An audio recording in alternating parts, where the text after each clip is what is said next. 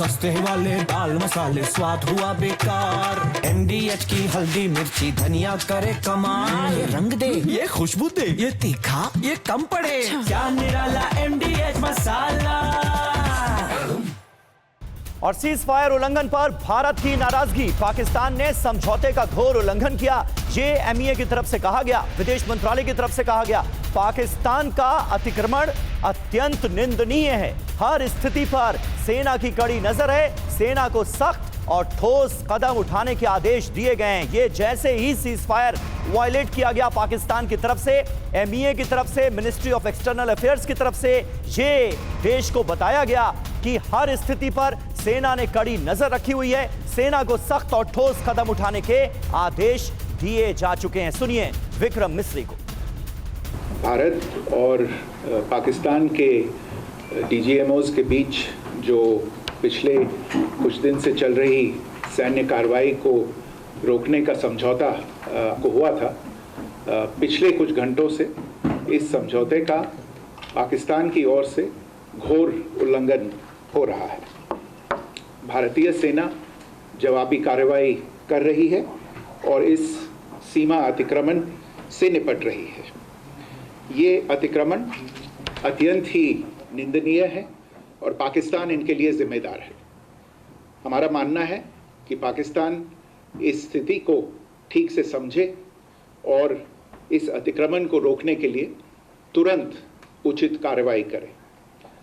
सेना ने इस स्थिति पर कड़ी नज़र रखी हुई है और उसे किसी भी अतिक्रमण से निपटने के लिए ठोस और सख्त कदम उठाने के लिए आदेश दे दिए गए हैं।